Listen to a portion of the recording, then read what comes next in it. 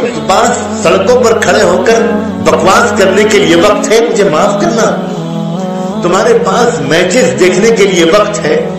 ये मैचेस तुमको खुश करने के लिए नहीं ऑर्गेनाइज किए जा रहे हैं। ये मैचेस बिलियंस ऑफ डॉलर्स कमाने के लिए ऑर्गेनाइज किए जा रहे हैं। तुम बेवकूफ बने हुए दुनिया के चंद बहुत बड़े यहूदी सहयूनियों और जालिमों को अपना पैसा दे रहे हो ताकि लो ये पैसा हमसे और हमें जबा करो।